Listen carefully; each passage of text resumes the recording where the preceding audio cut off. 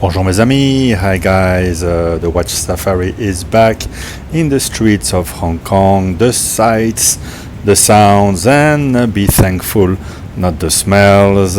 We are in the Mongkok era, checking out a few of the shops. I'll show you where we are, right off Nathan Road, and I'll show you the name of the shops we are checking out today. We start with a full gold Submariner. Why not? And one of my favorites, this Yachtmaster Rose Gold, previous iteration. And a little update on the prices, which, as you can notice, have not really changed in the past few months, and that's why I haven't really been doing too many of these videos. I feel like the market for these watches has really been stagnating for a while now. Surprisingly, the red line, or unsurprisingly, is trading at a steep discount to retail. It's 43mm oversized for most wrists. It wasn't hot for a long time. Anyway, moving on, there's a lot of Rolex, as you can see. Most dealers here on the Dundas Street specialize in Rolex mainly, because you don't have to be a genius to sell a Rolex. However, as you're gonna see, more and more dealers are trying out different brands. Of course, there's always the old Panerais and lots of modern and vintage, also my neo-vintage, let's say, Tudors. But the bread and butter for all dealers is still Rolex, of course. Well, it used to be the easiest to move, but I kind of feel like the modern Rolex of the past 10-15 years are sort of reaching a maturity level, just the same way the vintage models had, and vintage is not really moving anywhere in the Rolex world. It's pretty established now. It's kind of like the same for many of the modern Rolex that we've been seeing for many years and have been produced in many numbers as well. Anyway, here's a bejeweled aftermarket one, and I'm just going to show you the watches that caught my attention in the windows, and just show you watches that have a price tag on them. Otherwise, it's not. There's not much point, of course. Lots of iterations of the Daytona. We're gonna see that today. Reasonable prices sometimes here and there, but of course the hot models are still trading high, not as high as 2 years ago, but you're still gonna have to pay a hefty premium for any steel GMT or Rolex, or for those Tiffany dials, of course. And so here it's good on this video to be able to compare a bit the different dealers. Many of you asked me to recommend a dealer. As you can see, when it comes to Rolex, they all have everything. And then some of you asked me which dealer I would recommend to buy, for example, IWC or Cartier. And it's kind of hard to say, right? You gotta go in the streets of Mongkok, Central, Causeway Bay, and sort of look for those for yourself. Most dealers, yeah, they just have Rolex, but on the side they would have all sorts of little extra watches, different brands. Anyway, this shop here doesn't show any prices, so I didn't linger too long, and I moved on to PNF Times, which used to have in their first windows mainly vintage Rolex, but now somehow they moved to Tudor. Trying something a bit different. This shop has a lot of funny little old brands, and of course Rolex and Tudor as well. They have quite a few bubble backs and whatnot. Quite cool, this vintage Tudor here. Why not try something new? As I'm trying to focus on the price to give you full information. A few vintage Tudors and Rolex.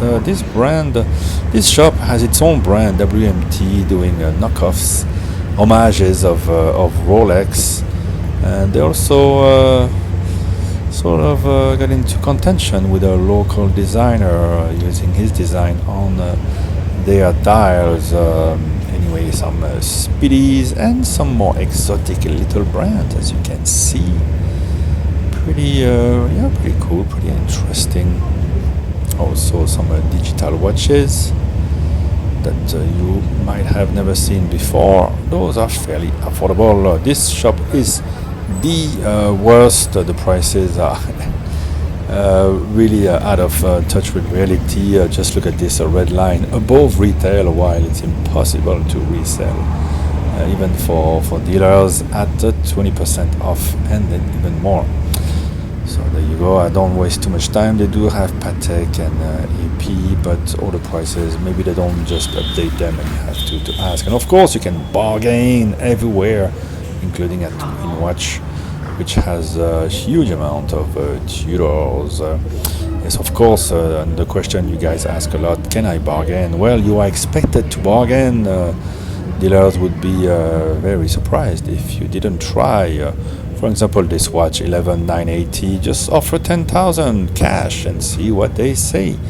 Tudor date days, they are easily found here, as well as a Breguet. Why not enter a nice brand like Breguet at a nice price? Zenith is very difficult to resell, so low price for this cool Grand Seiko, one of my favorite. A larger version, 42mm, with a beautiful delicious chocolate dial with the little logos. One of the ones that I didn't buy and kind of regret, but good price here if you're interested. These days, 25k is about $3,000 US. Anyway, something original, a tag heuer. Why not? I try to show something a bit different than Rolex. After all, they're all the same, and most dealers have similar prices, to be honest. Except the ones that don't.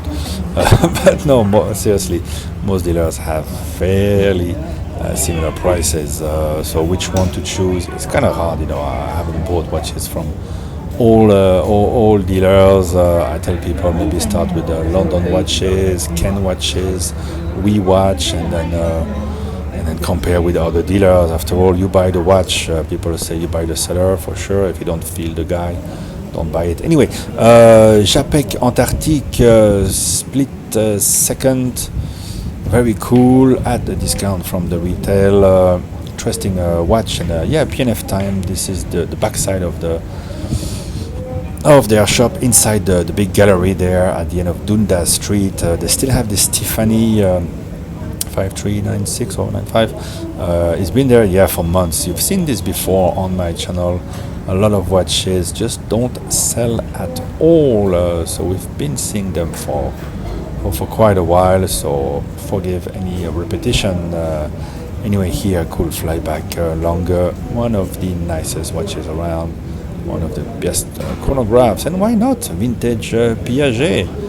Maybe your lady or yourself would love wearing this piece, or something with a bit more unusual, a Ming there, or more squared watches, or vintage, neo-vintage IWC on a nice beads of rice bracelet, or maybe you can try to find that unusual Datejust dial. We'll see in a little bit the specialist of special Rolex dials. Anyway, I'll try to catch a few APs as well, of course. Always fairly hot, not as hot as yesterday. And the Wimbledon dial still maybe the best, along with the Mint. This one here with the motif dial, fairly reasonably priced, I suppose. Are there lots of people looking at watches? Yeah, a lot of punters around, but everybody's just calming down and looking for a good deal.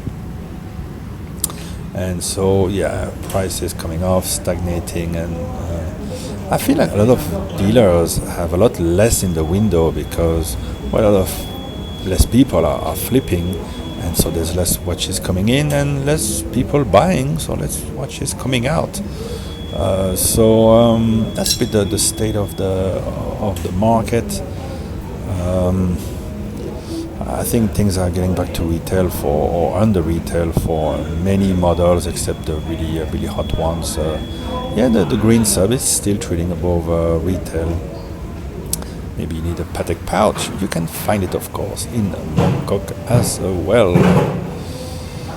Yeah, you see the same, and a lot of vintage GMT Master as well. GMT Master 2s, Master 1s as well. In those windows, this dealer has a bit more exotic type of watches, but a bit like old-fashioned, nothing too exciting. Maybe this Eye of the Tiger, well priced. Of course, the other question is, are these real? Are these fakes? That's where you buy the sellers, right? This shop, by the way, has amazing stocks, amazing brands. As you can see, they go for the higher end, and they have the craziest Rolex Date dials and Datejust dials that you can imagine. So this is really one worth checking out. It's just across from a London watch there, and they always have a great stock. So if you're a big fan of those unusual dates with unusual bracelets even, they also have a cool Cartier at the back there, and they have limited editions from the UAE, for example. What about this 28th celebration dial, the 2 and a 0, very unusual, 20-year award. Not sure what award it is referring to. And there you go, some cool 70s designs as well. A lot of gold, a lot of precious metal. It's one of those shops that has always been very impressive. All the shops around have ups and downs. Look at this Patek Grand Comp, or the Jacob & Co. Maybe that's something you're looking for as well. But I want to show you a few more of those unusual dials and bracelets as well. Rolex, we call them boring, but they've always done really special stuff. Now, what does Ace Watch have in store? The classic, modern classics will receive they remain classics. After all, Rolex keeps on making watches day in, day out. The famous London watch. The window has changed quite a bit. They put a lot of stuff. It used to be a bit more classy. And cool little Datejust here, a special dial for, I guess, a corporation. And of course, inside it's worth going in. Lots of watches, mainly Rolex. Next, we watch also has changed a lot. Used to be a lot more watches in the window. I'm not sure why they are changing the approach, or maybe they're not sure what's going on. And but I've seen quite a lot of dealers disappearing. This one has been there for a long time. Please come in for brand new watches. It's never seen that sign before, but maybe they have in the window just vintage and used watches. Some good prices, of course, for the other brands like Omega and IWC. And this watch, I think I've shown it to you for 5 years. Stocks are not moving quickly there, so I get the feeling many dealers are not really doing that good. Stocks are not moving this year. Guts watches, not a very well chosen name. Maybe they just flip the pages of English dictionary. More of the same, as you can see. Not really thrilling. The blue dial Milgauss hasn't moved anywhere from where I sold mine, so I think I sold it very well. Dealers are not. Sometimes you can also in that gallery you find weird shops. You can also find toy guns. Not toys, for recreation. This shop here is very cool, vintage universal. Look at this tourbillon regulator from Chrono Swiss at very low price. I'm not sure what how good this tourbillon is, but yeah, for the price of a Submariner, you can get something pretty interesting, but not as durable. Anyway, small size Aquanaut here, 300,000, it's pretty good. And yeah, Vacheron Constantin. And right next to this, I noticed the yin and a yang, the white dial, the black dial of the first gen chronograph overseas. Always a cool watch. A bit past its prime, but still nice. And yeah, lots of other watches, Explorer 2s. You can try to find that perfect dial. Be careful. Yeah, some dials can be doctored, and as the biggest worry with the vintage, neo-vintage Rolex. It's I've shown you how it is easy to doctor dial. Well, it's not easy; it's a craft, but it is. Common craft in Hong Kong. So yeah, that vintage patina might not be more than 2 weeks old, let's say. Anyway, date days, Tudors, here they are. If you're looking for them, this is where you find them. Lots of different dial variations. Maybe not the one you're looking for, but there's still a lot of them around 13 to 17,000 Hong Kong dollar price, or around 2,000 US. They're still available. Eventually, they will all run out, sell out. But Tudor has sold many of them here in the city. Yeah, this shop used to ride high. Seems a bit more quiet now, but they still have some heavy hitting timepieces, of course.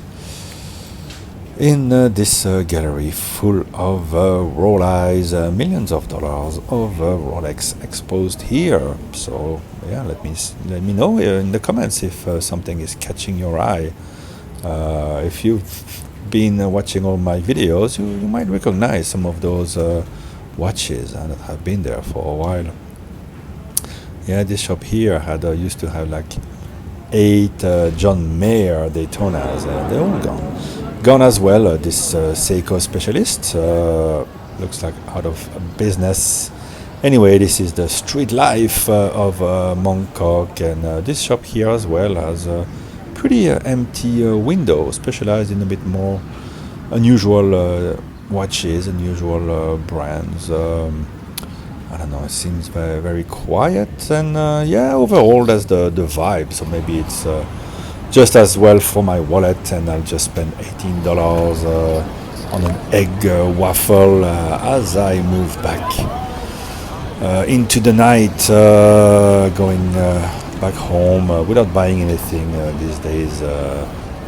People, me included, are a bit more careful, so this is my only spending for this watch safari. But I hope you have enjoyed anyway.